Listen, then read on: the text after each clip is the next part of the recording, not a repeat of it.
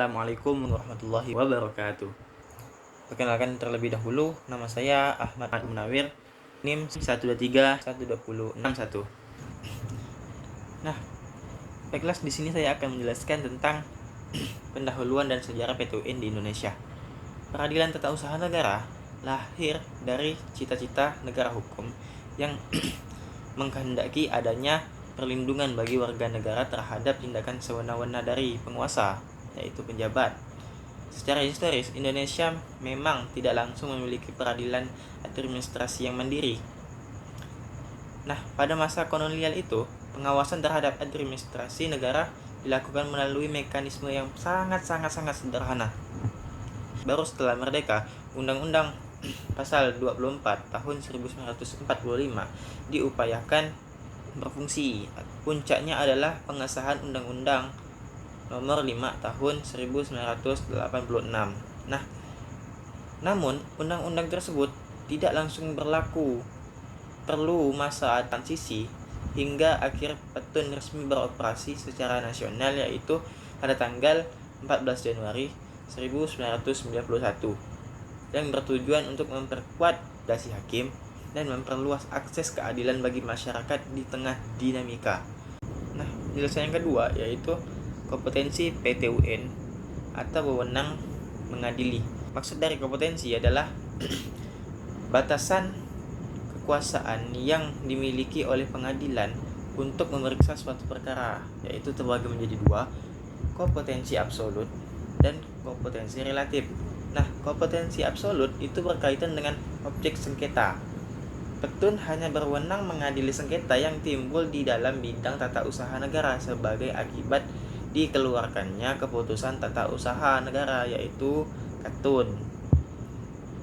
Kemudian yang kedua, kompetensi relatif itu berkaitan dengan wilayah hukum.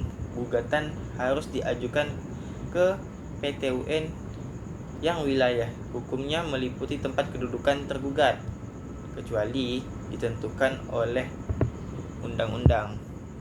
Kemudian materi selanjutnya yaitu objek dan subjek dalam PT UN. Nah, objek dan subjek ini sangat penting dalam. Nah, subjek dan petun ini terbagi menjadi dua, penggugat dan tergugat.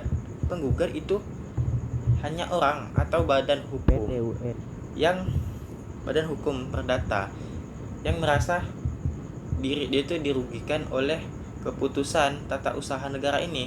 Kedua itu tergugat atau badan atau penjabat tata usaha negara yang mengeluarkan keputusan berdasarkan wewenang yang ada padanya. Kemudian objek dalam petun. Nah, objek dalam petun itu sendiri adalah keputusan tata usaha negara berdasarkan pasal 1 ayat 9 Undang-Undang Nomor 51 tahun 2009. Ketun harus memiliki unsur penetapan penulisan dikeluarkan oleh penjabat. Ketun berisi tindakan hukum tun berdasarkan peraturan perundang-undangan, bersifat konkret, individual dan final, serta menimbulkan akibat hukum. Kemudian materi selanjutnya yaitu alur penyelesaian sengketa petun. Nah, alur penyelesaian sengketa petun ini ada dua, yaitu tahap pra-peradilan dan peradilan. Nah, tahap pra-peradilan itu ada dua, yaitu prosedur di sini yaitu dilakukan oleh ketua pengadilan dalam permusyawaratan, tujuannya untuk meringankan gugatan yang secara nyata tidak layak disidangkan. Contohnya seperti gugatan prematur atau bukan wewenang dalam PT UN. Kemudian yang kedua itu pemeriksaan persiapan.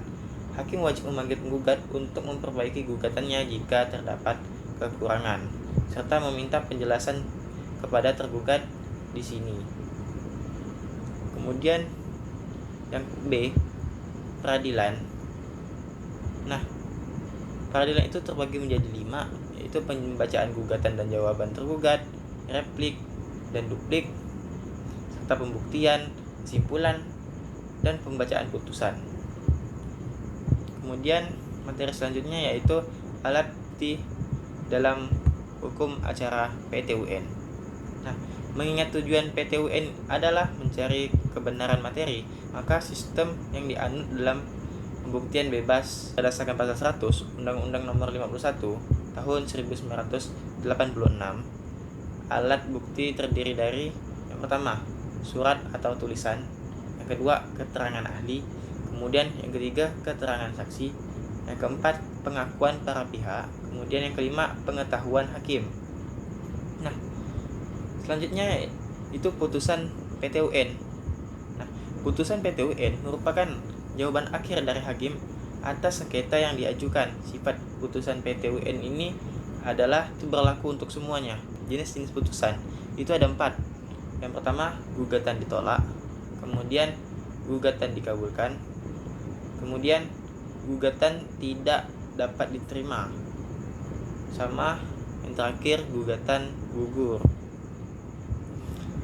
Baiklah, materi selanjutnya yaitu asas-asas dalam hukum acara PT UN. Nah, saya akan menampilkan beberapa asas saja dalam video kali ini. Yang pertama yaitu asas keaktifan hakim. Nah, hakim tidak boleh pasif karena posisi warga negara dan pemerintah tidak seimbang. Hakim harus membantu penggugat mencari kebenaran. Kemudian asas kebebasan hakim. Nah, asas kebebasan hakim ini adalah hakim tidak boleh dipengaruhi oleh kuasa eksekutif dalam mengambil keputusan. Kemudian asas sidang terbuka untuk umum. Nah, asas ini memberikan jaminan transparansi dalam pengawasan tindakan pemerintah. Kemudian ada juga asas praduga pragmatik, yaitu setiap tindakan penguasa selalu dianggap sah menurut hukum sampai ada putusan hakim yang membatalkan. Artinya gugatan tidak secara otomatis menunda pelaksanaan keputusan pemerintah. Baiklah, mungkin sekian video dari saya. Wabillahi taufiq wal hidayah. Wassalamualaikum warahmatullahi wabarakatuh. Semoga video ini bermanfaat.